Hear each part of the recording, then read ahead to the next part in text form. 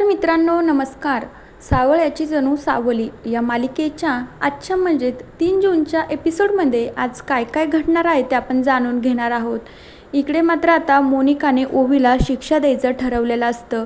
तिला सांगितलेलं असतं, मी सांगितलीस तशी शिक्षा जर तू स्वतः भोगून नाही घेतली ना तर मी तुझ्या त्या बाबाला मारून तर टाकेनच, पण घरात पण इतका धिंगाणा करेन, आईंना सांगून टाकेल की घरात परमिशन नसताना देखील या अमृताने ओवीला गाण्याचे क्लास लावले आहेत.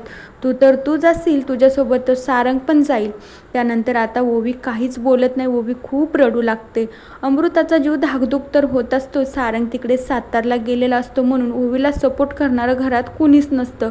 तिलोत्तमा पण तिकडे जगन्नाथकडे गेलेली असते.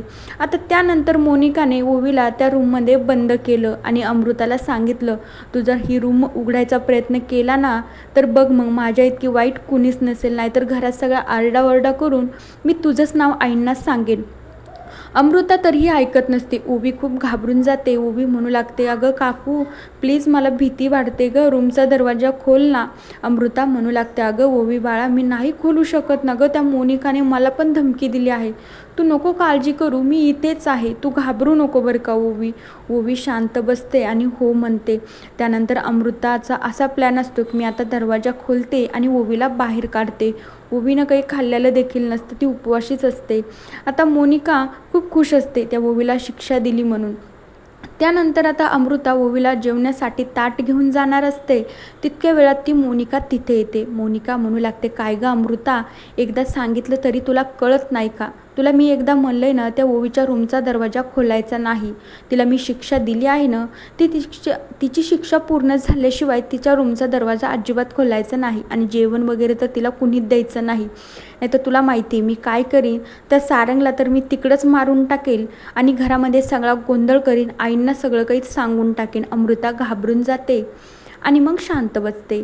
त्यानंतर अमृताला काहीच करतात नाही. मोनिका तर डायरेक्टली दरवाजाला लॉकच लावून घेते. तितक्या वेळामध्ये तिलोत्तमा तिथे येते.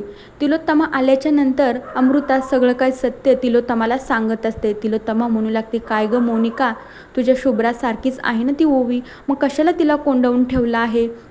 तितक्या वेळामध्ये मोनिका नाटक करीत म्हणू लागते, अहो आई, मी तुमच्यासाठीच हे सगळं केलं आहे.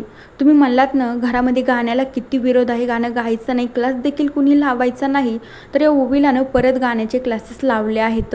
त्याच्यामुळेच मी हिला शिक्षा देत आहे आणि हे सगळं ना मी तुमच्यासाठी करत आहे आई. तिलोत्तमा तिथं शांत बसते. मोनिकाला तर खूप हसायला येत असतं. अमृता खूप घाबरून गेलेली असते. दुसरीकडे आता बबलू सारंगला कॉल करतो. सारंग सातारवरून घरी येणार असतो. तर बबलू म्हणू लागतो की सारंग भाऊ, तू ना खूप छान काम केलं आहे. ओवीला बरं झालं गाण्याचे क्लासेस लावला आहे, एक नंबर असं तू काम केलं आहे. बबलू आनंदातच सारंगला बोलत असतो. तर सारंग म्हणू लागतो, हो यार बबलू, ओवीला गाण्याचे क्लास तर लपून छपून लावले आहे, पण तू मात्र काळजी घे, घरात कुणालाही कळता कामा नाही. घरात जर कळालं ना तर खूप गोंधळ होईल. आता ओवीला असंच लपून छपूनच मला क्लासला घेऊन जाणं आहे आणि असंच तिला गाणं शिकवणे, नाही तर ती मुलगी माझ्यावर खूप नाराज होती. परत म्हणू लागते, बाबा माझे कोणतेच हट्ट पूर्ण करत नाही. आता मी काय करू बबलू, सांग तरी तू, त्याच्यामुळं मला हे सगळं करावं लागतं. बबलू म्हणू लागतो, हो सारंग दादा, तू खूप छान काम केलं आहे, तू नको टेन्शन घेऊ, मी कुणालाही कळू देत नाही. दुसरीकडे आता सावली म्हणू लागते की काय हो बाबा, तू ओवीचा बाबा कोण आहे? तरी माझ्या अबीरला इतकं डोक्यावर बसून घेतलं आहे.